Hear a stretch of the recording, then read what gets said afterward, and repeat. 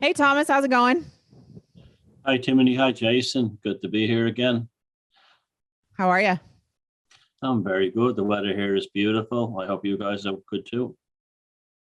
Yeah, we're doing great. Here we are now with episode 53, coming closer each week to actually being over there in person. What are we out? 4 weeks today. Actually, today is the 8th, and we will be arriving there. I think we leave here on the 8th because of time slips, time differences. We'll actually get there at sometime on the 9th. And then looking forward to seeing all of you. And Thomas, I can't wait to just give you a big hug and feel like I've known you my whole life, and it'll be great to finally just like have that connection there. And yeah, check out that part of the world. The only part of Europe I've ever been to is Ireland. So looking forward to checking out England and meeting so many of you that are going to make the trek out to come hang out with us, and really appreciate that. And you guys are like family to us too. So really looking forward to that whole experience. Yeah, I am absolutely looking forward to coming out there. I've never been to England before. I've been to Germany and Austria, but never over there to England, the UK, Ireland, Scotland. But I'm looking forward to that a lot, and looking forward to meeting some of you who are going to come out to the show, the Mysterious Earth Conference on September 10th and September the 11th. It's going to be a great time. We're going to be premiering the Atlantis film that Thomas, Neil, Tim, and myself are working on, and it's going to be a great time. And I wanted to give a shout out to all of you tuning in live on Facebook today. Thank each and every one of you for showing up and putting your comments here live while we're doing the stream, and to everybody on Patreon who's supporting us. All this would not be possible without your financial support. We're able to get our tickets and go to the UK because of the money from Patreon. So thank each and every one of you who has subscribed or who has ever subscribed to us on Patreon. It all really helps, and we thank you very much. Or even just like And equipment also, too. And equipment, my Yep. other camera Yep. broke, so I had to get that repaired. So, like it's little things like that. The repair on the on this Canon camera was €300, which is nearly what it cost. But I wasn't going to I didn't have the money for a new one. So like it pays for things like that. So thank you. Yeah, absolutely. That we've got this little DJI pocket camera that I bought from the revenue from bringing in from this channel, and the microphones and everything we use. So it all helps with the traveling, with the gear, and we appreciate that. And Timothy was saying to all of you who just share our videos around, share the channel around, we just thank you for everyone who likes and subscribes. So with all that being said, I want to turn this over to Timothy for episode 53 of The Week in Strange.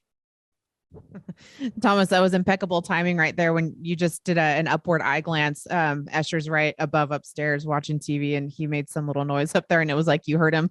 You looked at it right as he made a sound. Yep, and you're pointing right to where he's at, right above our heads. That was funny. Okay, here we go. Nan Madol, a mysterious high-tech city built over 14,000 years ago. The mysterious island city of Nan Madol is still awake in the middle of the Pacific Ocean. Although the city is considered to be of the 2nd century AD, some of the distinctive features of the city seem to tell the story from 14,000 years ago. The mysterious city lies in the middle of the Pacific Ocean, more than 100 kilometers from the nearest coast. It's a metropolis built in the middle of nowhere, for which it is also known as the Venice of the Pacific. Micronesia is an independent country of the United States, consisting of the Yap, the Chuk, the Pompano, and the Crossrail regions along the western edge of the Pacific Ocean. The 4 regions of Micronesia consist of a total of 707 islands. The ancient city of Nan Madol was founded with 92 islands in it. The island city, made up of giant basalt rock, once housed 1,000 people. Now it is completely abandoned. But why did someone build such an island city in the middle of the Pacific Ocean? To say there are a couple of unexplained aspects of this mysterious city that are driving researchers crazy. The walls of Nan Madol start rising from under the sea, and some of the blocks used weigh as much as 40 tons. It is impossible to build walls from under the sea at the time. Therefore, Nan Madol must have been higher than the sea at the period when it was built. But according to geologists, the island on which Nan Madol is located never sank due to phenomena such as bradyism, like other cities that are now below sea level. For example, ancient Cipitano in Italy. But then how did the sea cover Nan Madol? Obviously, if the island has not sunk, it is the sea that has risen. But Nan Madol is not located near a small sea like the Mediterranean.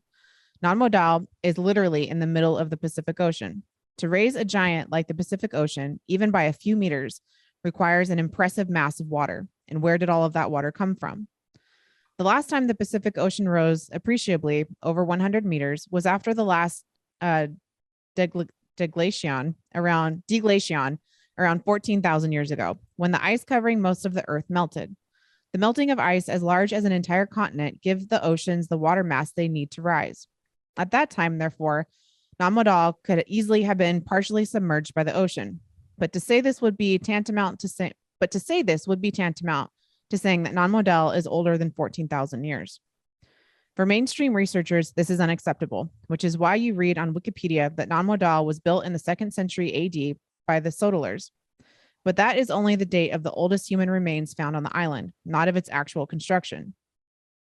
And how did the builders manage to transport more than 100,000 tons of volcanic rock across the sea to build the 92 or so islets on which Nan Madol stands? In fact, Nan Madol is not built on land, but in the sea, like Venice. Another enigmatic part of the ancient city is the rock on which Nan Madol is made is magnetic rock. If one brings a compass close to the rock, it goes crazy. Does the magnetism of the rock have anything to do with the transport methods used for Nan Madol? The legend of twin sorcerers. The 92 islands of the Nan Madol city, their size and shape are almost the same. According to Phoenician legend, Nan Madol was founded by twin sorcerers from the mythical Western Katau. This coral island was completely uncultivatable. The twin brothers first came to the island to cultivate it. They started worshiping, I'm going to try and say this, Nani Son Sapa, the goddess of agriculture here. These two brothers represent the kingdom of Sotaler. They came to this lonely island in order to expand their empire. That is when the city was founded, or they brought this basalt rock on the back of a giant flying dragon. When Olishipa died of old age, Olishopa became the first Sotaler. Olishopa married a local woman and sired 12 generations, producing 16 older rulers of the Dipolop, or Great Clan. The founders of the dynasty ruled kindly. Through their successors, placed ever-increasing demands on their subjects. In 1628, the island was in the throes of that empire. Their reign ended with the invasion of the Iso-Keliketel, who also resided at Nan Madol. But due to lack of food and distance from the mainland, the island city was gradually abandoned by their successors. Signs of the empire still exist on this island city. Experts have found places such as kitchens, houses surrounded by basalt rock, and even monuments to the king of Sotolo. However, many mysteries remain elusive today. Yes, this is a big deal. I was supposed to go there about 5 years ago, and we were looking at the flights, and it wasn't that expensive to get there, but it was really tricky because there's only 2 flights a week from Manila to the island. And whatever way it worked out, we would have been stuck in Manila for like a week on either end. So it wasn't logistically possible. But that's only half the story. By the way, that's an artist's illustration of how it looked in its day. It's even more interesting looking now because it has like palm trees and stuff growing out of it. But they only gave half the story there on the basalt rocks. The actual basalt rocks are the same ones, you know, in those hexagonal ones that you get in the Giant's Causeway and Devil's Mountains in Wyoming. That's caused by lava hitting the ocean, and it almost like crystallizes and creates these hexagons. Well, it's them actually taken to this site and built like bricks. Now, what makes that interesting to begin with is, first of all, there's nothing like this on Earth. And as you said, the stone has very interesting properties, and no one's ever used these for building before. And also, the mountain that supplied them can't be found. So it's either deep buried under the sea or hundreds of miles away. And if it was miles away, how do they transport these things 5 tons? Some of them, these basalt rocks, when it was originally built, it must have looked very smart and clean and impressive. And, the obvious one here is this the remains of Lemuria? That's exactly what I was going to say. It's a little bit of Lemuria still popping out of the water. I would imagine it would be cool to see if divers have any photos of this. I'll have to look around on an image search in a web browser to see if there's any divers who've gone down there and I'd be curious if if you could see the foundation as to where these gigantic blocks are built on top of, or if it's underneath the sand, or whatever this probably, yeah, if it's probably underneath the sand there, and how far down the structure goes, to see if it's probably ancient, and it's just at this point in time it's poking up above the water a little bit. But I would absolutely agree that this has got to be part of Lemuria, and I don't know if what the legends are right, if Lemuria and Atlantis existed at the same time and were two kind of opposing forces. If there's something like that, it's definitely a theory or a legend that's gone around about those two. West Coast is the best coast. West Coast. So Lemuria being West Coast and Atlantis being East Coast. Yep, the West Side over here. But that idea though, that what French Polynesia and some of those other islands and Hawaii and just some of that, we were just talking about this on the last show. It's like, if you look at the globe, you can face the entire part of the globe towards you, and it's just barely dimpled with any little tiny islands around there. And there's got to be some really, really, really cool stuff just under the surface, or really deep beneath the surface. And there's some cool stuff on some of the islands as well. There's some very interesting megaliths on some of those tiny dot islands in Micronesia and stuff. So it's obviously an indication that there was something bigger and vast there. In fact, I'm amazed that this isn't better known, because it's one of the true mysteries. In many ways, it's a bigger mystery than like Göbekli Tepe and all the others. It's just so out there. This thing should not exist, and yet it does. Yeah, exactly. And it's, someone was saying, 14,000 years ago. It's like that would mean this was like right around, it was there at least around the time, right before the last ice age. So I kind of tend to think that there might be civilization cycles that line up with ice age and cataclysmic events like that, kind of like what some of the Ben Davidson stuff he talks about on his Suspicious Observers channel. Helen O'Connor is saying that the redwoods are remains of Lemuria. They're in kind of Northern California area. That's a very fascinating place to go explore some of the megalithic structures that are there. That's a trip I would like to take down to, like, the Bay Area, and some of those gigantic. I didn't know there was megaliths there. Is there? Yeah, there's some old. I'll have to send you some of the stuff, Thomas. But some of it looks kind of like Ireland, like some of the stuff that you've posted in some of your videos. The way the hills kind of shape themselves, it's real similar. And then there's these old kind of stone masonry walls that look like they could be, I don't know from what era. I'm really bad at dating stuff like that, but I'll send you some of that information. And there's a few researchers who are just starting to look into this stuff, and maybe we can get them onto the symposium and get Definitely. Some pictures and some. There's guys out there, doing boots on the ground kind of research. Is that the place with the big ocean is? Yep. The redwoods. Yeah, there's. So it's sort of a larger than life landscape anyway. Exactly. And so it could, like, I think it was Helen was saying that, that could be a little outcropping, or a little bit of leftovers from Lemuria there on the California coast, which is different.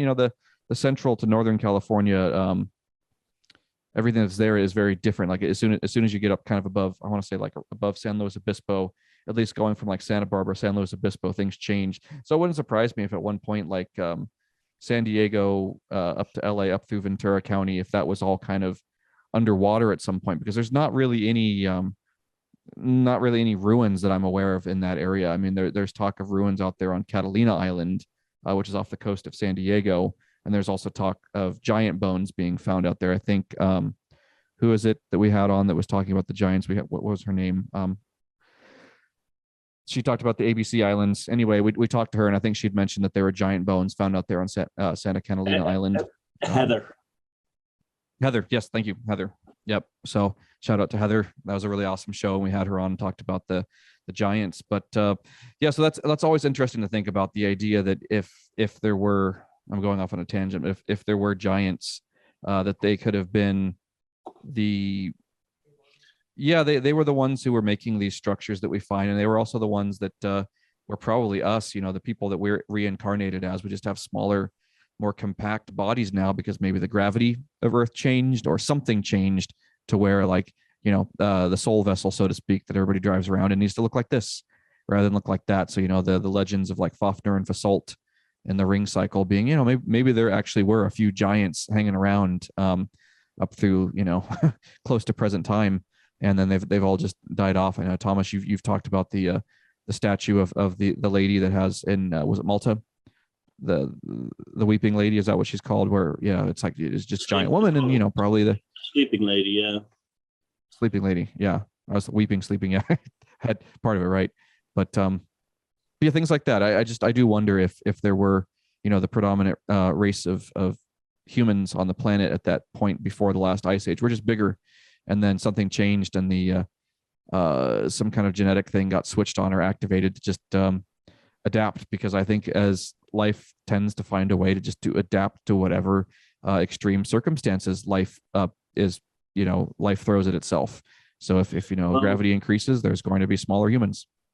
And also the Malta is a real good smoking gun in terms of the gravity increasing thing, because the statues of the giants in Malta are not only are they obese, but they seem to have, the way like some people, when they all the water, they have like they're overweight, but all the water goes into their legs, and they're kind of, it's all, and then it curves around like this into their foot. So they have like this kind of bulbous mass, and then their ankle. Well, all the giant statues in Malta look like that, as if they were struggling to deal with gravity.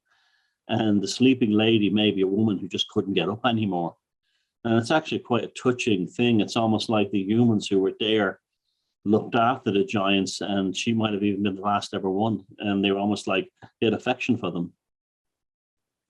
Yeah, I like that. And it's almost like Tolkien's hobbits. It's like the humans that we are today might be, the hobbits that were in Tolkien's mythology, something like that. Where these small humans and compared to the giants, which could have been, like the men in Tolkien's mythology. So, but yeah, I do think that some of these ancient civilizations might have been gigantic. They might have been bigger than us. 7, 8 feet, 9 feet tall when the planet was. I don't know if the gravity was different for whatever reason. If it had more mass or less mass, or the rate of spin changed or whatever, something caused it to have more gravity. So we're a little bit more heavy gravity planet now. Gravity being such a mystery. Right. But also, I mean, there's good evidence for what you say, because you think of like the giant mammals that existed, like the massive elks and the woolly mammoths and the very large birds. They've all vanished around the same time that supposedly the giants vanished. So that really gives a lot. And I hear stories that the earth had more oxygen back then, but I don't know if that would make things bigger, make plants maybe smaller. But the thing was that maybe that suggests to me like the thing that had that extinction of the large mammals, which would probably include the giants, might have been the smoking gun. There may have well been gravity. It took down the mammoths and it took down the giant people. Yeah, I would agree with that. And it's interesting to look at that, because with the reincarnation cycle, I would imagine a lot of us who've been in the reincarnation cycle for a long time probably have past incarnation experience as a giant, and life just looked a little different. I'm sure in the future maybe we'll get even smaller or something, or we'll get bigger again. But I think life does just adapt. I think life is a lot more adaptable than life finds a way, Malcolm. But no, I think life is a lot more adaptable than the scientism types try to think that, oh my God, the earth is fucked. There's that whole kind of doom and gloom concept of life being a lot more fragile. No, I think life is incredibly anti-fragile. It always finds a way. There's always there will be species that become extinct, and then there'll just be new things that show up. There'll be species that no longer are extinct anymore, or on the urge of extinction. And life goes on. Life is incredibly robust. I think your audio cut out, Thomas. What did you say? No, I said nothing. Oh, okay. But there does seem to be a bit of delay. Yeah. Your lips are not moving with your audio. So there may be a bit of a lag. Yeah, that's what was going on. Okay. All right. So we'll keep that in mind. Should we do the one about the Earth speed spinning up? Because that goes nicely together. Yeah. All right. So yeah, this next story that he's going to read actually segues nicely from what we were talking about. I'm just going to give her a second here to get the story up. Yeah, sometimes I've noticed here when the heat gets to the degree, the temperatures that it is outside, sometimes the internet does act a little funny. So that might be maybe what's causing a little bit of this lag. And we're at 104 today, so it's toasty out. Okay, here we go. Earth is spinning too fast. The consequences for timekeeping may be unprecedented. Our home planet is in a hurry. On June 29th, 2022, Earth completed the shortest day since scientists started keeping records in the 1960s, pulling off a full rotation at 1.59 milliseconds faster than usual. Terrestrial haste is a trend. In 2020, the planet recorded the 28 shortest days on record, and it kept spinning rapidly into 2021 and 2022. Before scientists could even verify that record-setting day time of June 29th, our world almost outdid itself. It blazed through July 26, 2022, 1.50 milliseconds ahead of schedule. We will likely see more record short days as Earth continues to accelerate, says Judah Levine, a professor at the University of Colorado Boulder and longtime expert at the National Institute of Standards and Technology. That Earth's days are getting shorter is no cause for alarm, he says, because the actual time difference amounts to fractions of a second over the course of a year. But what is weird is that while scientists know that changes to the Earth's inner and outer layers, oceans, tides, and climate can affect how fast it spins, they don't know what's driving this current haste. Nobody's perfect, not even our planet. On average, Earth rotates on its axis every 24 hours or every 86,400 seconds. But for various reasons, from the planet's imperfect shape to its complicated interior, every day is not exactly the same length as the day before. What's more, a day lasting exactly 24 hours is merely a standard we've come to expect right now. Earth's rotation is slowing down over the long term thanks to the moon's pull on our world. Just a few 100 million years ago, for example, an Earth day was only 22 hours long. In millennia to come, an Earth day will last far longer. So what gives with the shorter days of late, which buck the long-term trend? One hypothesis that's been floated so far has to do with the Chandler wobble. Discovered in the 1800s, the phenomenon explains how the not quite perfectly round Earth wobbles ever so slightly, like a spinning top as it slows down. Leonid Zotov told timeanddate.com that the wobble had mysteriously disappeared between 2017 and 2020, which could have helped the Earth finish the day a bit faster. Another idea is that climate change might affect the rotational speed of the planet. When glaciers melt into the ocean, yeah, I know. I just kind of like read of whatever. The shape of the Earth changes slightly, becoming flatter at the poles and bulging at the equator. But Levine said this effect can't explain why the planet suddenly would spin faster, because melting glaciers should have the opposite effect. The planet's moment of inertia would increase, which would slow us down. For Levine, the likely culprit is more mundane. One of the possibilities is the exchange of momentum between the Earth and the atmosphere, he says. The sum of those two is constant, which means, for example, if the atmosphere slows down, then the Earth speeds up. Or conversely, if the atmosphere speeds up, then the Earth slows down. The same thing can happen deep inside our world. It's possible for the deep core and the mantle, the large layer that exists between the core and the surface, to move at slightly different speeds. There could be an average of angular momentum between the Earth's deep core and the mantle. Both of those effects can either pump speed into the surface of the Earth or take speed out of the surface of the Earth. But the dynamics of the atmosphere and the Earth's interior are so complex that it's impossible, at least right now, to point to one of these factors as the sure cause of the planet's brisk pace. Could have saved us a whole lot of words by saying we don't fucking know. Yeah. And the idea that it was only by ridiculous article. Yeah. I mean, and I think it's more than just 1 point something microseconds or milliseconds. It's got to be less than that, or more. Excuse me, shorter. More than that. You know what I'm trying to say? Yes, thank you. But the thing is that I don't understand is, the article just it puts it out there. The Earth is getting faster. Okay, now they spin the article out into things that are completely superfluous and have nothing to do with the subject. And then when you have all these theories at the very end, they say, "But we really don't know." I mean, isn't this like the reason for shows like The Week and Strange? Because there's so much quackery in academia. I mean, that's really more interesting for me. The story is not so much that speeding up, which is interesting enough, but the absolute word salad, magical thinking, near psychosis that guy has just spewed out in Levine. Everything from climate change to, the Earth. He hasn't got a clue. And to sort of justify his status, he just spews out a load of shite and it's reported. No, there's no, the writer of the article doesn't challenge him on it, and we see this over and over again. The Earth's speed could be changing because consciousness is changing. Could be lots of things. Our perception of time. Yeah.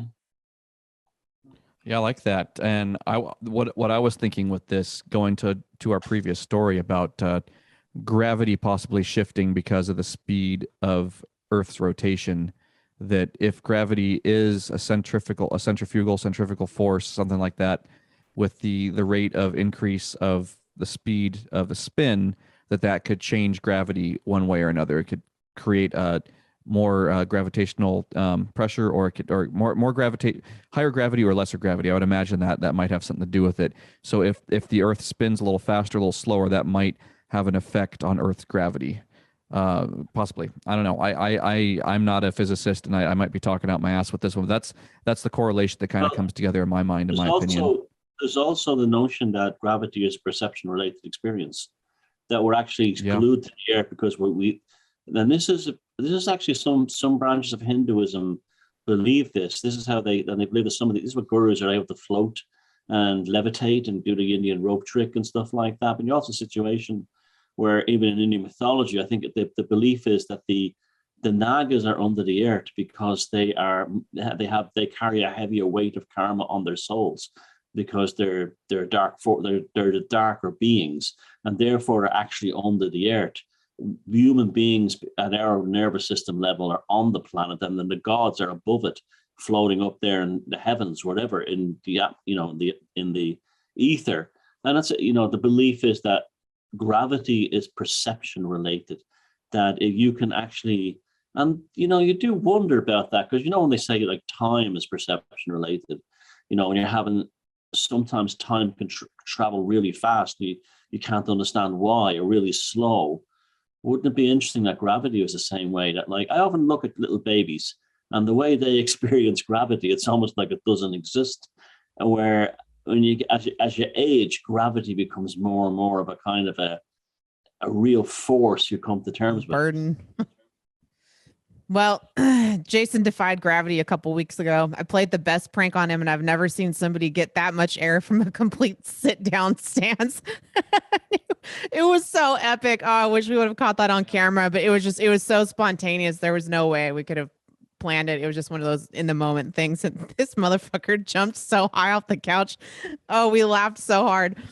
But no, the thing that you're saying too about gravity, it made me think, with the right catalyst, you can defy that shit, like someone playing a really good prank on you and scaring the shit out of you. And yeah, I noticed let's see, what day did that start? 2 or 3 days ago, probably 3 days ago. I noticed like a real big shift that time had actually slowed down a lot. It was really weird. Like, and we live our lives by our schedules, when I have to go to work or when I have to get the kids somewhere or whatever it is. And so, my time scale is, pretty much always the same. And, sometimes it feels like it's when I'm really, really busy, things feel like, just moving really fast. But nothing had changed in my regular routine for time to slow down so much. And it just felt like, first, what started it for me is I was laying down and I had this really, really physical sense of like a gravitational pull, pulling not necessarily me out of my body, but pulling my body, almost as if it was like I could have been sucked off the edge of the couch. And it was like, it wasn't a sleeping thing because I wasn't sleeping. I was just like kind of laying down and resting. And it just felt really like a really, really strong magnet. And then ever since then, time slowed down. And I was like really taking hardcore notice of that. I'm like, I swear 2 hours have passed by, and I looked and it was only, maybe a half an hour later. And so that's been a really interesting thing I've paid attention to the past couple of days. And then Jason said that he noticed it too. And so I don't know if any of you, anybody else has experienced that in the past few days, and what it's related to. I don't know if it was just an isolated thing for me or if it's happening to others too. I'd like to hear about it if it is. But it's been very strange and interesting phenomena to kind of check out over the past few days, and just feeling it out and just paying attention to it. And with that, with what Thomas was talking about, with gravity being something that can be a consideration and something that because you're aware of it, you can change it one way or another. It does remind me a lot of some of the Eastern Ki or Chi masters that are able to not just like levitate themselves, but the same kind of people that can like start paper on fire within their palms and do incredible martial arts where they can do these really high kicks and these really can kind of defy gravity by, I would say, by training themselves and training their life force energy. If we just consider ki, chi, prana, whatever it is, to be an energy, the same energy that causes a seed to grow and to turn into a plant and to bear fruit, like that energy that flows through it. If we just call that life force energy, it's like there are Eastern martial artists who have the ability to work with that ki energy and are able to defy what we'd standardly call, gravity, or what we'd standardly, the perception of time, the perception of pain. Those guys who are able to pierce their body with a big large gauge needle and not bleed. And there some people say, well, it's a form of hypnotism. Well, with whatever it is, they're still able to do this. They're still able to move their life force energy around in a way that causes a change in reality and conformity to their will. And I would imagine that's a lot of the stuff that Crowley and some of the folks back then in that era were looking into when they were getting into kind of the more Eastern side of esotericism. But this idea that gravity is something that can probably be perceived, changed as a perception, and life force energy. So it just reminds me of a lot of the key master stuff and the way that people are able to work with certain pressure points and acupressure. Like if there's someone has an internal organ problem, they can go to an acupressure person and find the right meridian within the body and just put the right amount of energy there with a little needle and totally cause an effect within that person's body, within that person's physiology, which is, rendering them a solution a lot much more effective than some of the surgeries and stuff that we do with Western medicine. So again, it's interesting what people can do with life force energy, and then the ability to change gravity, the ability to change time, or the perception of time, or the perception of gravity, because everything that we do in this universe as composite beings, a spiritual being with a mind and a body, we're this composite entity, and what we have to interact with the physical universe around us is our perceptions. So if we can change our perceptions, we can probably change the reality. So it's kind of like, for lack of a better term, kind of a quantum thing, that we can change the reality around us by our consideration of that reality. Yeah, I agree with that. I think that, if we do live in like I said, a quantum matrix, our nervous system is really only the thing inhibiting us from actually doing what we want. And if you could master like some of those chi masters, like I've seen videos of guys doing like flips and landing on their fingers, the fingers not breaking and this kind of thing.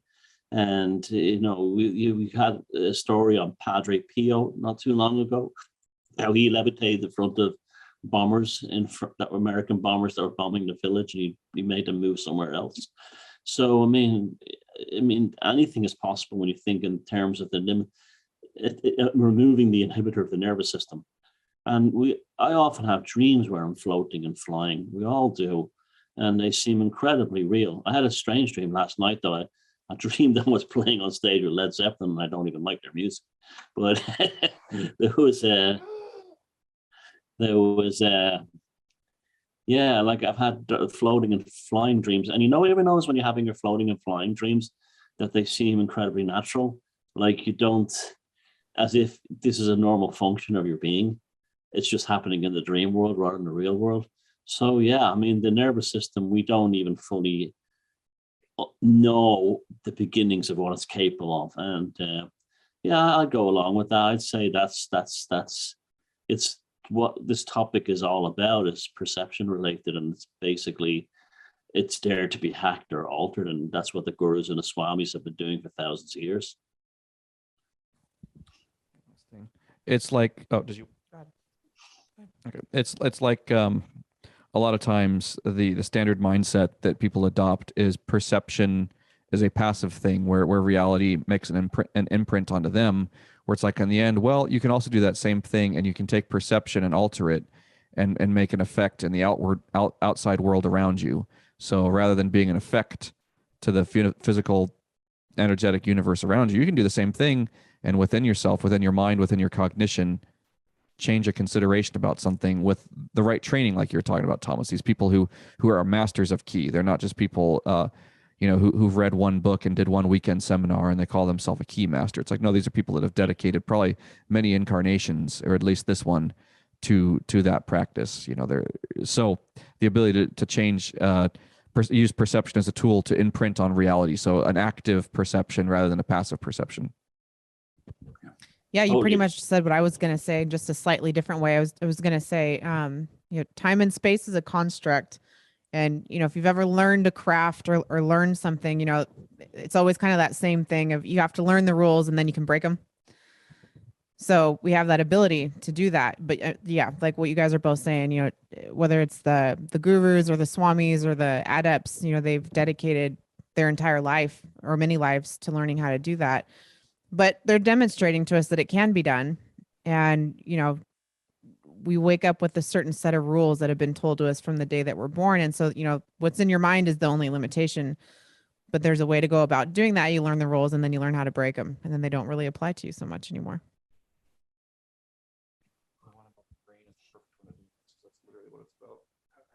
So again, this is awesome. Again, the next story segues perfectly from what we're just talking about here. Scientists have discovered a multidimensional universe inside the brain.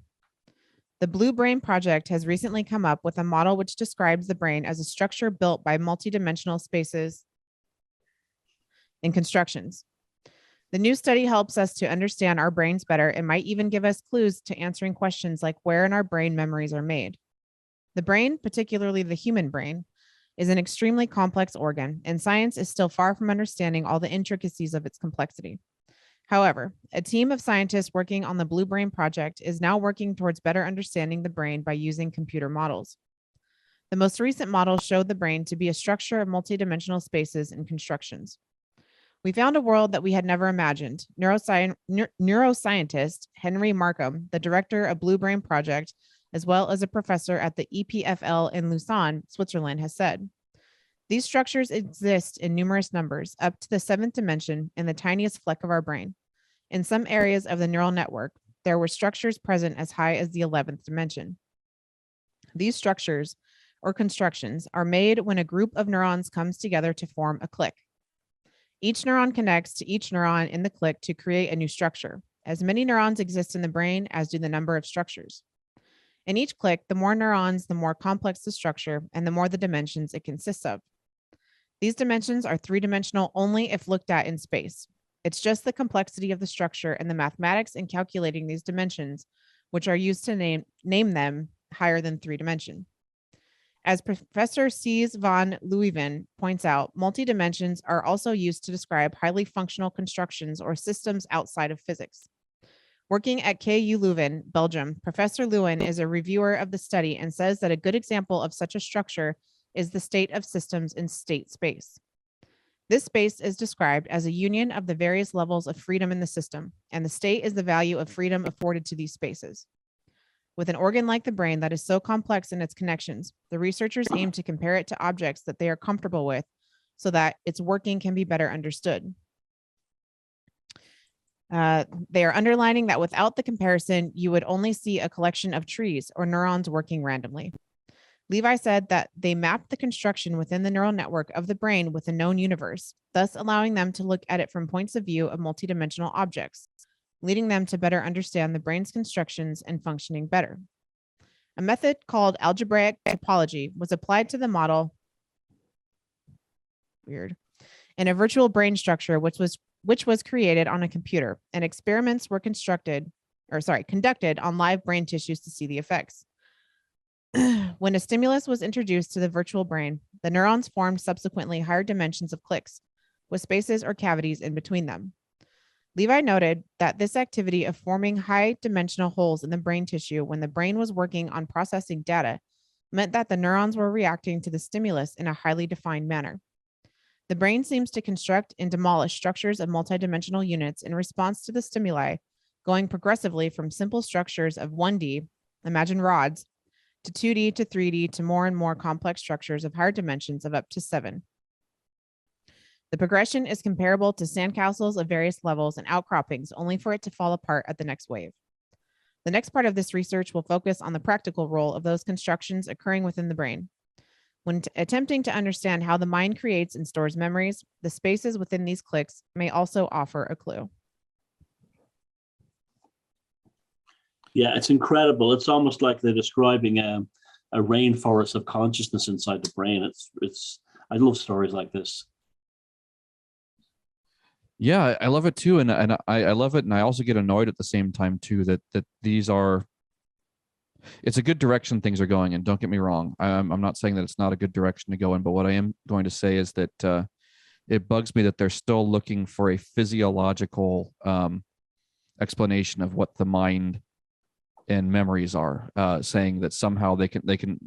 I think that it's almost like they're trying to look for the actual unit of memory that exists within the brain, thinking that consciousness actually does exist within the brain.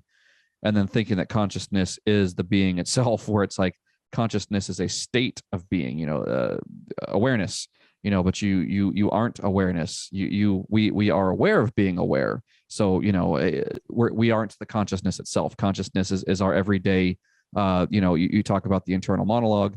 Some people have an internal dialogue, or sometimes they have a whole Greek drama going on in their mind, but no, that's consciousness. We aren't that. We aren't our minds.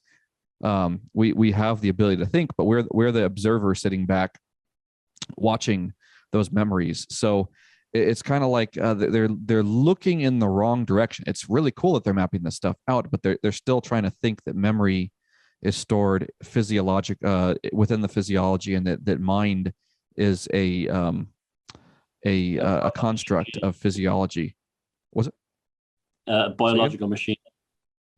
Yeah, biological machinery, and it's not like the brain is not a CPU. It can be CPU like, but it doesn't run processes the way that a CPU would. And even then, it's like the CPU isn't what stores memory. I mean, it's got its caches and stuff in it. So I guess like you could use that kind of analogy of thinking it's like a CPU, because a CPU has little anyway.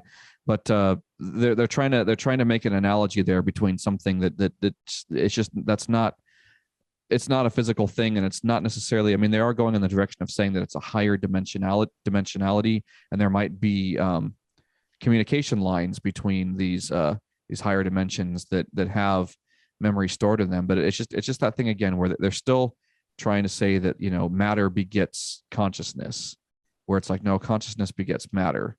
Did I say that right? Yeah, I said that right. That because there's awareness is ability to create something physical. There wasn't a primordial soup that single cellular organisms were invented in accidentally and then crawled out of that water and became on the land. I know that like there's this paradigm that says that that's how things are, and I'll just say no, that's not how things worked. There was always awareness before there was any of that, and that's why, like we were talking about earlier, life will always find a way, because life itself is a dynamic thing. It's not beholden to the systems that are in place to keep it going. And that's why I think a lot of these scientists and scientism types are so worried and so Armageddon-like and doomsday-like, because they don't get that it's consideration and thought and all of that make life exist, rather than all of that coming from life itself. So that they don't see that life itself can create itself. Life itself can create more physical. If things were to get wiped out on this planet or in the universe, life would still reseed itself. I would think it's impossible, entirely impossible for life to completely end. Just like I think it's entirely impossible for like a Big Bang thing to where just it suddenly existed out of nowhere. I would imagine that it's kind of like an infinite spiral, constantly creating and recreating itself, and has always been there and always will be there. And there was no before life and no after life. There's just one life continuum that goes in cycles, and refines itself and finds new games to play and finds things to keep things novel and interesting.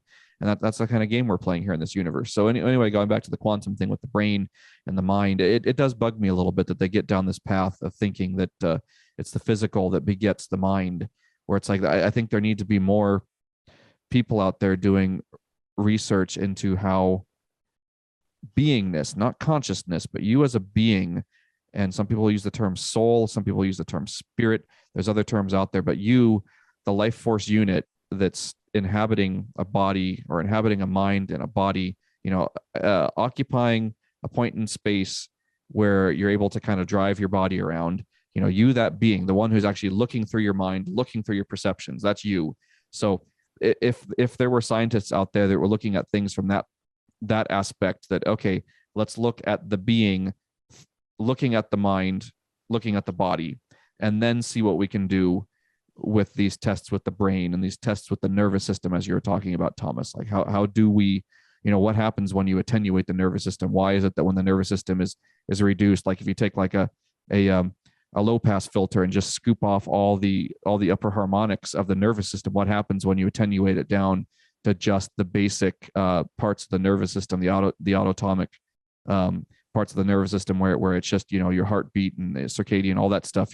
But what happens when you attenuate all those excessive upper functions of the nervous system down? And why is that when the swamis and gurus and very advanced adepts and masters, when they're able to scoop out like a low pass filter, all that upper nervous system stuff, they're able to get into these states of being where they're able to cause tremendous change and conformity with will into the universe around them. So it's like if scientists were able to look at it from that aspect, from the observer to the observed, rather than from the observed creating the observer, because it's not the observed that's creating the observer.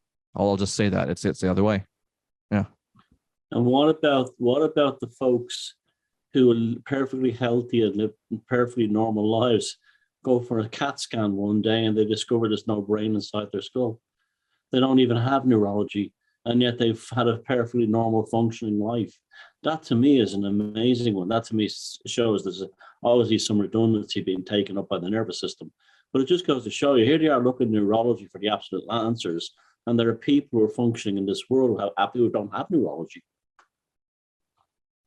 Right. Yeah. Or people who've had terrible traumatic brain injuries and have had chunks of their brain removed, tumors. They've had to section out parts of, these neural pathways that they talk about or everything. And I'll just say that I don't necessarily buy into the concept that everything we do is a neural pathway.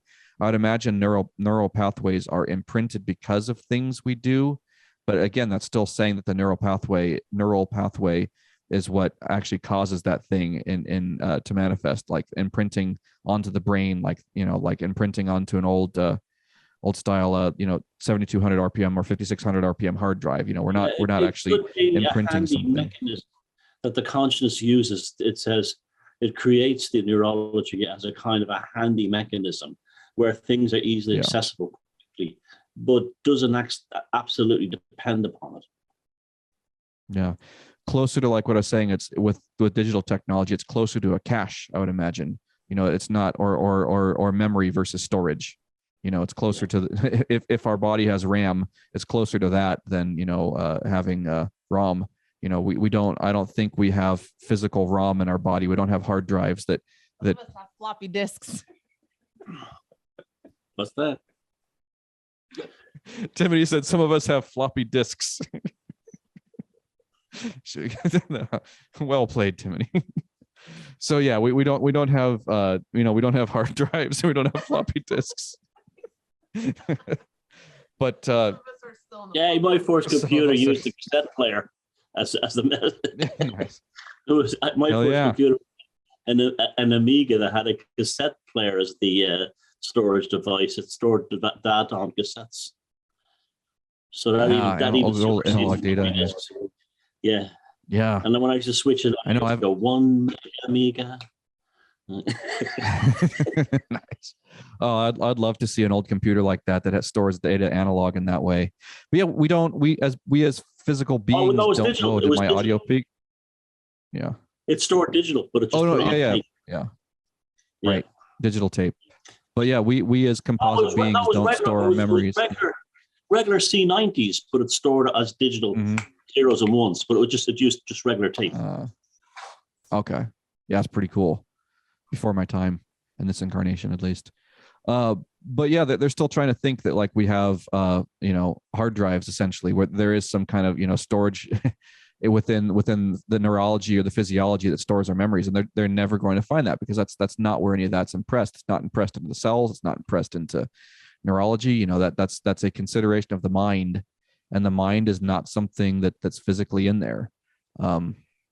It's not even like a cloud-based thing. If we're using digital technology analogy again, it's not like that. It's something that goes, again, they've got to look from the perspective of the observer rather than the observed. This is not a, mind and consciousness is not a product of physiology, nor are we the observers of a product of the mind or a product of the physiology. Even we're something entirely different, where we don't exist in physical space-time. Even though we have a mind and we have a body, we don't exist. You can't put us as a being onto a scale, or you can't measure us with with any kind of thing, with calipers or something. We as a being don't really exist in this universe, but we have this universe to perceive life through. We have these minds and we have these bodies to go around and play around in this game. It's like the equivalent of putting yourself into a character that you've designed for a video game, and then playing that video game. Your body and your mind are that avatar, that thing that you created to go play in the game, and you, the observer, are sitting there behind a screen with like a keyboard and mouse, playing that character. It's closer to that analogy.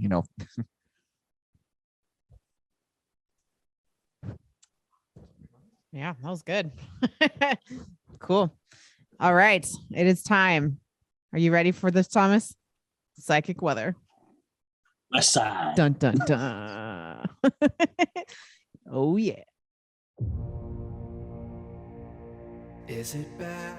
Is it great? Are you happy? Are you irate? The weekend psychic weather.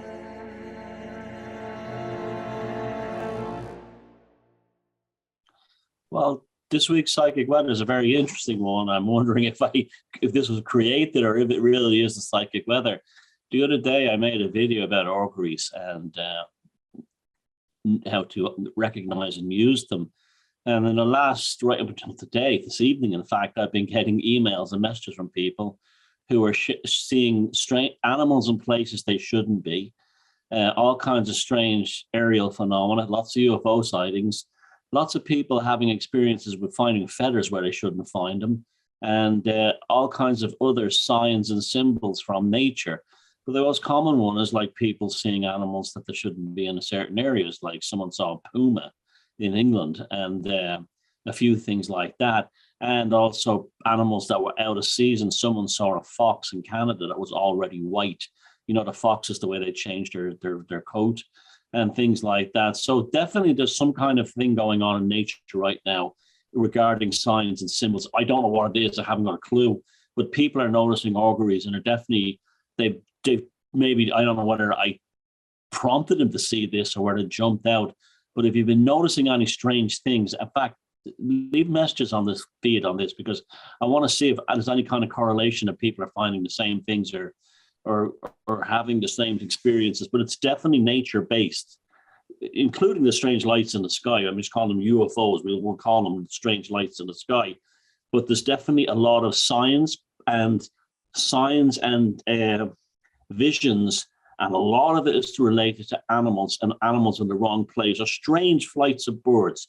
Or someone was telling me that they were in New York and there was a whole bunch of parrots. You don't normally see parrots in New York, were on a tree, and like a whole load of them going crazy. And so therefore, nature's giving us auguries right now, and it seems to be a universal thing. And if you're having any of that, don't think it's too weird, but I don't know what's causing it. Maybe you do, but definitely in the comments and everything, share your stories and give me your theories, because I want to know more about this. And that's the week in psychic weather.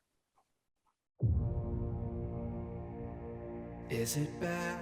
Is it great? Are you happy? Are you irate? The weekend psychic weather. I meant to tell you the other day, I watched that video of yours, and I texted you in my head, and I realized I never actually texted you. But that was such a fantastic video. I listened to it a time and a half through. I need to go back and finish my second listen through. But the thing with the auguries is there was an interesting one today, actually, maybe just an hour before the show, and maybe it means nothing. I mean, bugs and stuff kind of get into the house sometimes, and it's not super unusual to find a moth in the house, but there was this gorgeous butterfly that was in the living room hanging out on the screen, the window screen on the inside of the house. And from across the room, I thought it at first was a moth.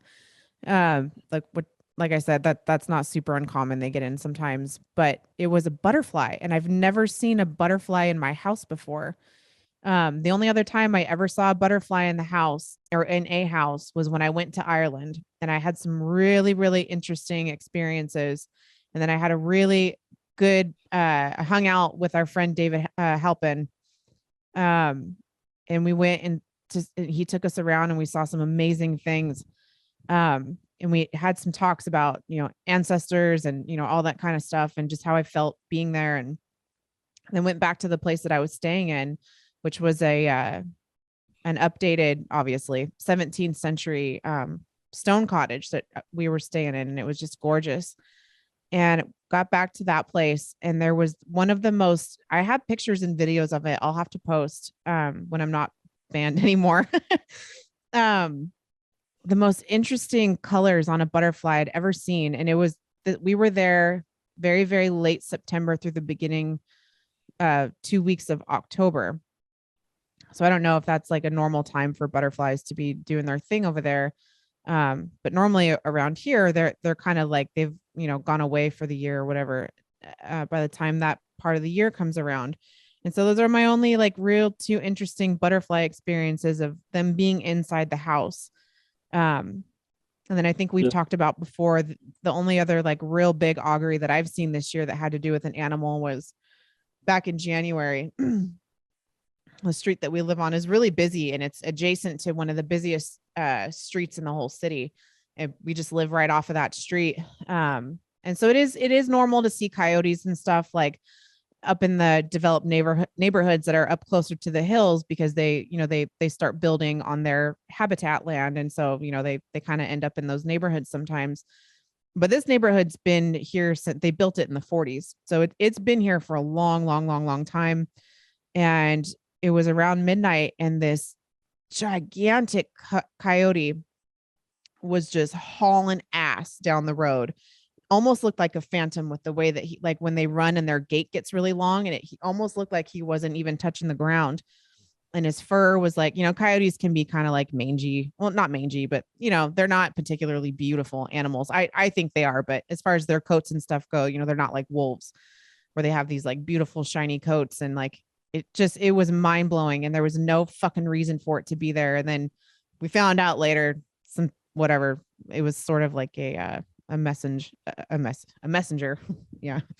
But yeah, auguries, that's a topic I'm really, really interested in. And I could sit and look at my life and think. The butterfly is an interesting one because it's like the frog, or it's like the kingfisher. It lives in two worlds.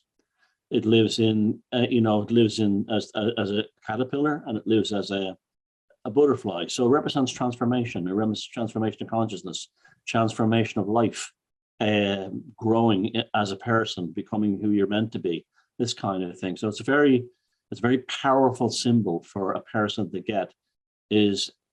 Or a frog also. Frog is an interesting one as well, because the frog is also a shapeshifter and does live in an emergent state between two realms. Also, the kingfisher, the bird, goes under the water. It lives in the sky, lives in the river, it lives in the sky. So it travels between realms. And the eel as well. The eel is a much underappreciated totem. The eel also can cross land and stay out of water for a long time. So yeah, that's an interesting. A butterfly is always, especially for a woman, a butterfly is a very interesting augury, because it usually means a major change in life is coming. Yeah, I'm definitely open to that stuff, and constantly working on myself and all that kind of stuff. So it would be appropriate. And so I rescued him. Esther was like, no, leave him inside. I was like, buddy, he'll die if he lives in here. So I know you're not supposed to touch them because that powder that's on their wings, if it comes off too much, or maybe that's moths. Anyways, I know you're not really supposed to touch them. There's a way to hold them like this. You hold them so they're still fluttering inside your hand. And then you release. That's what I did. I kind of like cupped him just real gently. You make a little cage. Yep, I just cupped him really gently. Yep. And then put him in like a little ball in my hand and then just, open the door and he flew away. But yeah, it was really cool. Have you ever seen what butterfly eggs look like? They're pure sacred geometry. It's fascinating. Yes. Yeah. Yes. Yep. Yeah. The animal augury that I got was a mouse in the house. Going big fucker too. A big fucker. Oh, that's another one you remind me of. Poltergeist activities can also be part of auguries, like strange bangings and rappings in the house. That's been reported as well from people. So it doesn't mean there's a ghost or anything in there, but that's actually a natural thing as well. There's a kind of like a sonic augury. There's a rap in the house or a banging on the walls or something. That's another one.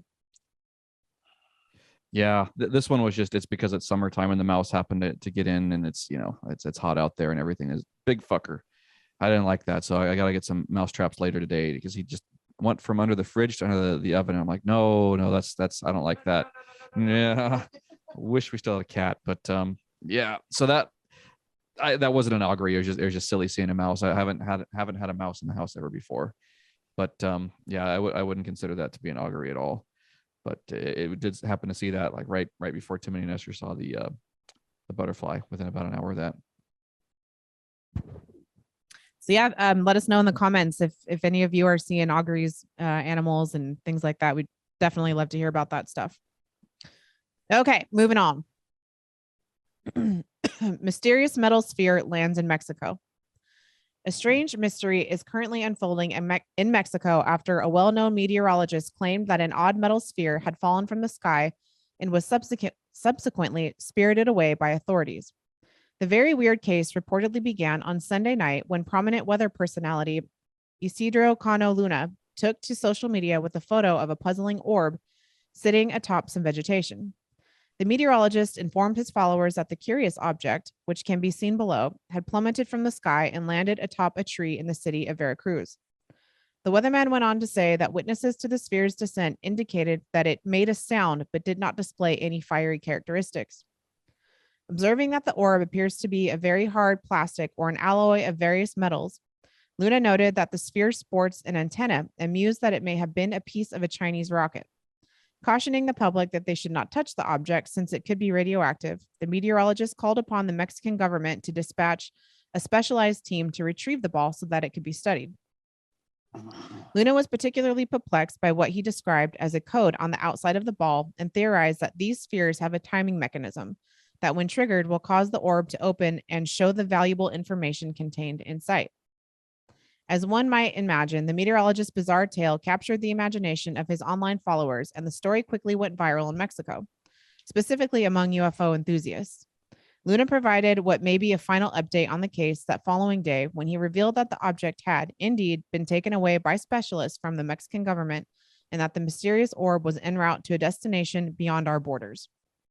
Ultimately, he mused that the proverbial powers that be in Mexico will likely dismiss the entire incident as fake news in the interest of protecting national security. For now, the nature of the odd object remains a mystery, though experts who have examined Luna's photo have expressed skepticism over the theory that the orb was some kind of space junk. Astrophysicist Jonathan McDowell told Newsweek that, quote, "I am suspicious of this," and noted that based on where the ball landed, it could not have come from a recently launched Chinese rocket. Space engineering professor Martin Sweeney echoed those sentiments, observing that the sphere does not appear to be burned nor damaged, which is incongruous with something that had just descended through our atmosphere. What do you think? That's a great start for a sci-fi film.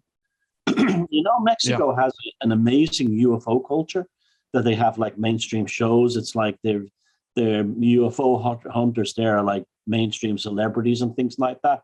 It's a huge thing down there. And you know how it started? In 1986, there was an eclipse over Mexico City. and lots of people gathered by the Pyramid of the Sun and around certain parts of the city to observe the eclipse. And as soon as the sun went into blackness, the sky lit up with UFOs, and there's dozens and dozens of films and camera photographs and shots of it. And ever since then, the Mexicans have been UFO crazy. So I find that very interesting culturally and maybe even spiritually, that there's some kind of connection to their Aztec backgrounds.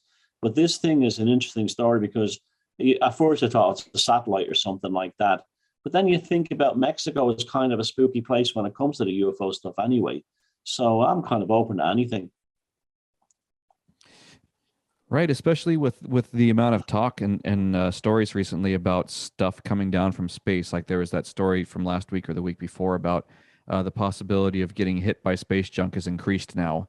So it's like, what's going on? You know, are there just collapsing satellites because the GPS satellites are getting messed up, or is there like a Cold War going on where people are attacking each other's satellites and stuff? And there could be something like that. And this could be a piece of our technology, someone's technology that got shot down, you know, so to speak. But it's strange that it doesn't have any charring on it from something that had just re-entered back in the atmosphere. It's obviously some sort of alloy or some sort of material that didn't have any charring on it. So it is very strange. That alone is interesting. The way they even describe it like a hard plastic. I found that very interesting. Yeah. Right. And we were talking about John Lear last time, and it kind of reminds me of some of the stuff he was talking about.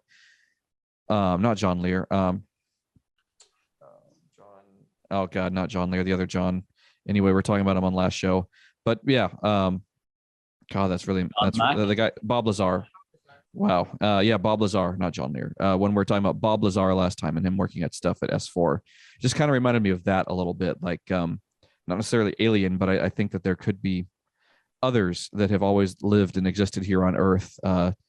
And you know, I've kind of wondered about that before. If there is, you know, incredibly advanced technology that's native to Earth that's just kind of hidden away from the public, and you know, wondering if this is something like that. You know, we've still got the Black Knight satellite up there where there's some fuzzy photos of it, but nobody really knows what that thing is. It's not a piece of space junk from anything we've done, but it's been in geosynchronous orbit for a very long time. So this could be something like that. It could be a piece of human Earth technology, but just from other humans on Earth that we aren't aware of. You know, the secret unknowns, as you call them, Thomas. That you know, that there could be, you know, the controllers here could have tremendous technology that we are just entirely unaware of, and they keep to themselves. They only give us the consumer version of things.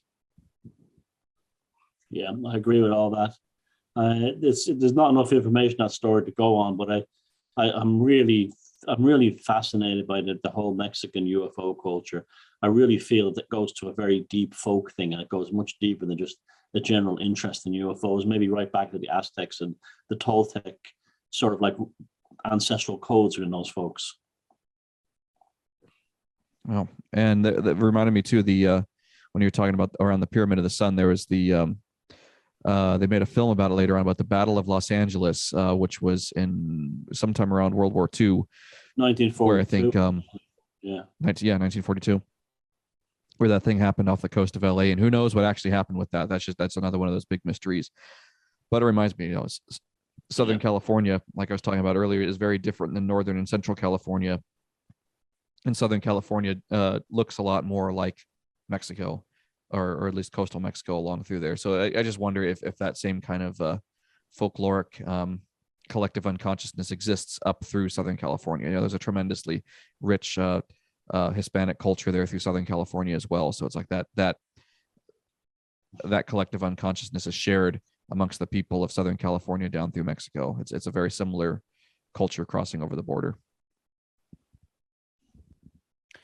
Yeah, I'm of the opinion that the Aztecs and the Mayans and even the Anasazi of the American Southwest were very, very high civilizations. I don't quite see that as being quite Atlantean, but very high civilizations nonetheless, with incredible technologies and knowledge of things that, you know, we're still struggling to understand with all of our stuff we have today. So it wouldn't surprise me if, you know, they said it came down from somewhere or from the sky. So I don't know how that would happen if it's been chilling here on Earth, but yeah, fascinating nonetheless.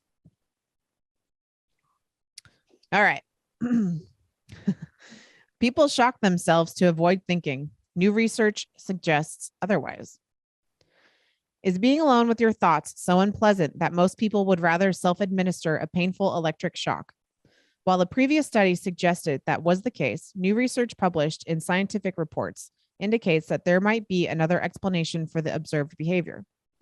A provocative piece of research published in the journal Science in 2014 concluded that people would rather administer a mild electric shock to themselves than be left alone with their thoughts for 15 minutes. The findings were taken as evidence that self-administering an unpleasant shock was less discomforting than engaging in self-directed thought. But the authors of the new study argued there were likely other reasons for why participants opted to shock themselves.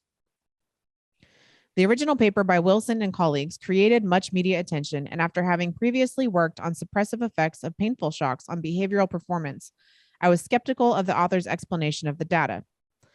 Electric shock is less aversive than engaging in thinking. And study author Andreas B. Eder of the Julius Maximilian University of, how do you say that? Wurzburg? Wurzburg? Würzburg. For my German speaking friend. The experiments were also easy to conduct, and I had already the equipment for shock administration. It was more a side project that aroused my curiosity, pun intended, because curiosity about the novelty of shock is the main alternative explanation that we proposed in our paper. In the original study, undergraduate students were subjected to a mild electric shock and indicated how much they would be willing to pay to avoid the experience again if they had $5 at their disposal. Most participants reported that they would pay to avoid being shocked again, indicating that the experience was unpleasant. The participants then were asked to sit alone in a sparsely furnished laboratory room with no cell phone, no reading materials or writing implements, and to spend 15 minutes entertaining yourself with your thoughts as best you can. They were also given the option of administering the shock to themselves again by pressing a button. In a series of experiments, which included 254 participants, Eder and his colleagues conducted similar research with a slight twist. While sitting alone in the laboratory room, the participants were given the option to self-administer a familiar shock, a shock that was weaker than what they had experienced, a shock that was stronger than what they had experienced, or a shock of random intensity. Replicating the previous results, the researchers found that the majority of participants shocked themselves during the thinking period. Rather than utilizing mild shocks to distract themselves, however, most participants administered all 4 of the different types of shocks, suggesting that avoiding discomfort was not their primary motivation. The participants administered the familiar shock least often. The researchers also found that shock administrations tended to happen most frequently at the beginning of the waiting period and then declined over time. Even when the participants were given the option to distract themselves with a button that produced no shock, the majority still opted to administer unpleasant shocks to themselves. A major implication of our research is that people appear to seek out novel experiences even if they are not intrinsically present. This drive for curiosity does not fit to the simple idea of hedonism that behavior is exclusively motivated by pleasure, reward seeking, and avoidance of discomfort and punishment. The data also contradict effort minimization as a general law of motivation because a substantial portion of our participants press buttons for self-administration of shocks, although they could just sit without doing anything. Another insight that can be gained from our study is that pleasant, unpleasant effect is inherently relative. This means whether an experience is pleasant or entertaining depends on the reference standard that is psychologically active for the person. A phenomenon described in psychology is hedonistic. Consequently, one should refrain from categorization of events. Example, engagement in thinking, and if they were pleasant or unpleasant in the absolute sense. Fucking weird. Yeah. I know a guy who got electric shock and really, he was. I used to work with him, and he was coming home from the pub drunk one night, and went down this back alleyway to take a piss, and there was like a junction box that was open or something with a live wire in it, and he pissed. He didn't see it because it was in the dark, but he pissed on the live wire, and so the shock went right up his urine and into his whole body, through his willy.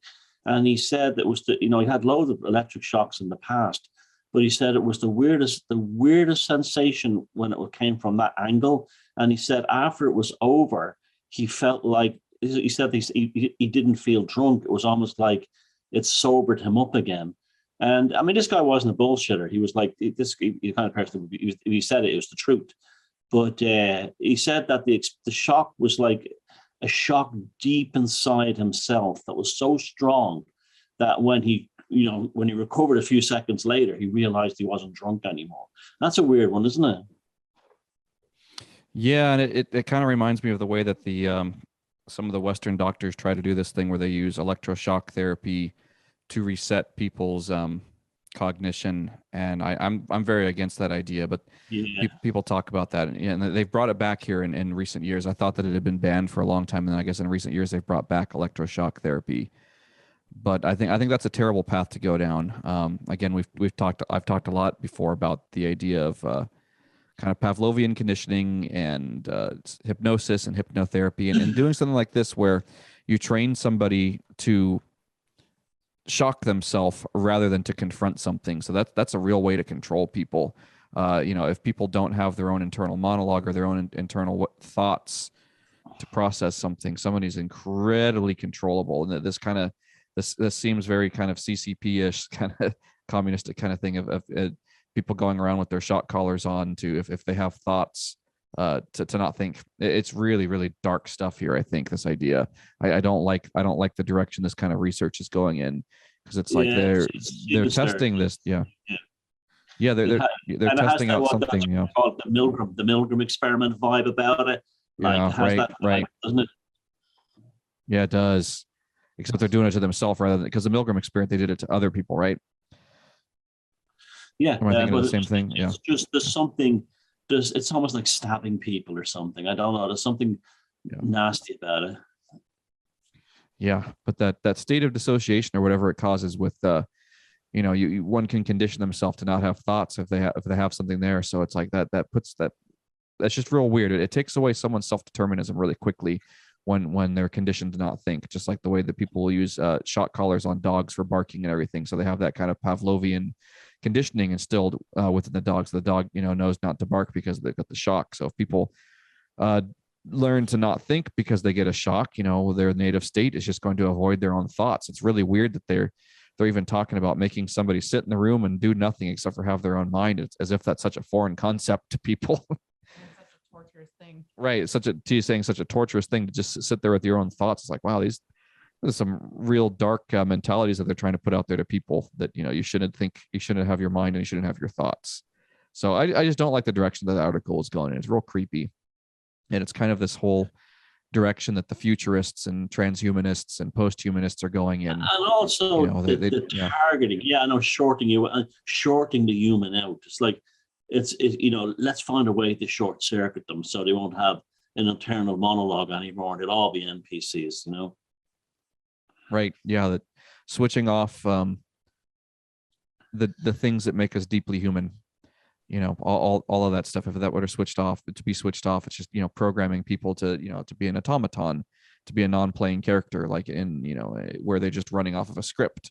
The whole concept of an NPC coming from, like in video games, you have these people, these meshes that are rigged to move around and have animations that they do, and they follow a script with every behavior, every little bit of text is already recorded that just read off of a script. So it's like, that would be one way of creating that, where you take somebody's ability to think and to think for themselves, and you just you give them the prescribed agreeable things that you're supposed to uphold. And there's enough of that already with social crediting, things like social credit scores and concepts like that, where it's like you're only allowed to do certain things, and anything outside of that narrow pathway of what's socially acceptable, you get punishment for it. So to me, it's kind of along that same line. It's a lot deeper and a lot more visceral and a lot creepier. And when you have an electric shock, I've had lots of them working in electronics and stuff like that, and often mistakes or stupid things. But one time I got shocked underneath, the soft part of your arm here. There was a cabinet full of amplifiers, and I was up on them like this, and there was a bare wire, and the two of them got me right here. Now, I wouldn't say it was painful, but but it was like, you seen a horror in the comedy films, you go like that kind of thing. And I wouldn't say it was painful, but immediate response to being electrocuted like that is, I never want that shit to ever happen to me ever again. It's your body instantly tells you that was an unnatural force. Don't allow it near you. You never want it ever again. And that's like, is this, like I said, of transhumanism, Jason? Are they literally meaning the body electric? Does our body naturally reject any kind of device that's high voltage, that's of a significant ampage inside our body? And are they trying to find ways to see how much tolerance they have for putting bits of machinery inside us? The worst shock I ever got was actually lightning. We were living in Houston back in the early 90s, and you know how it is down there. They get incredible electric storms. And even since I was a little kid, I love to sit outside and watch the storms. And so we were in an apartment complex, third, fourth story up, whatever. And I was sitting outside, and there was more stories above us, so I was sheltered from the rain, and you have your metal guard or whatever. And I remember it hitting the guard that was right in front of me, but it must have just hit somewhere nearby. Because I think especially if I was little, I was maybe like 8 or 9. If it would have actually hit that guard, I think I would have actually been really super injured. But I remember the flash was so bright, and my whole body was just electrified. And that one was actually pretty painful. It made my teeth buzz. It was so bizarre. I think maybe I have. You survived that, because it doesn't have to hit you to kill you. I know. Yeah, it was really scary, and I hadn't. Yeah, I was just gonna say I hadn't thought about that until just now. I saw a kid. I saw a kid I went to school with killed by a high tension cable, and he didn't even touch it. He had climbed up the tower near where we lived, and he was down about 100, 200 yards. I went down from me, so I saw it from a distance. And he was, I always remember his name, Paul Skelly. I remember his name to this day. And this was when we were about 14. And he climbed up to the top of the high tension tower, but he was nowhere near the cables. And he just went on fire like a firecracker. It was just being close to it. That's awful. And he came down like a meteorite. And that's how lucky you were, because that shit doesn't have to touch you. You just have to be near to it. Yeah, it was a very, very close call. I hadn't recalled that memory in years until we just started talking about this stuff right now. Yeah, I don't have any shock stories to tell, but I just besides the normal, when I'm taking off working on any electrical stuff and accidentally touching something, but so no, right. It's anyone who I'm totally down with Jason says. Anyone who's putting electricity near the body and shocking is up to no good, and don't trust those bastards. Right. Yeah, that it's terrible. There's a reason why that was outlawed, and it's not humane. Yeah, I have a big problem with things like that. I have a big problem with a lot of with hypnotherapy and a lot of these things too that go against the individual will. I'm all right, or tricking people into accepting things people need to have their own free will and self-determinism. That's paramount. That's like rule number 1 for me and my ethos is one must have their own free will and self-determinism. Nobody else's will, nobody else. They instill that in yourself, instill that in others. That's all that matters. So. Well, that was a shocking story. And we have come to the end of episode 53. And that was great, you guys. You guys had some really amazing points to share there. And I read the story a little bit. The story is a little bit more clear this time around. I think my eyesight may be getting a little bit better, or I'm just tricking myself into it. But yeah, it's a little bit easier. Yeah. Thomas, you're awesome. You're the man. I can't wait to see you. I can't wait to get to spend a weekend with you. That's going to be the highlight of my whole year. So thank you to everybody who showed up in the comment section and watches and likes and shares and just interacts, and even if you don't interact, that's fine. I hope you're not disappointed, because I'm a rather more mundane person in real life. Yeah, well, I'm pretty fucking weird, so I'll make up for it. Oh, okay. No, we're gonna have a great time, and honestly, that's my favorite thing too, is just having good conversations with good friends, and just being able to, sit around and, make a dinner and, spend time like that, casual, quiet evening or whatever, just hanging out. That's the shit that really gets my goat with my good friends and me. So looking forward to that. Looking forward to seeing all of you guys there. Like we said before, take it easy this week. I don't know where everybody's living, if they're having heat waves, like we're having one here. So we're doing our best to just kind of stay out of that and survive. And it should be over here in the next month or so. But until then, keep it strange. Hail Votan, Io, Athena, and long live the Horn Gods.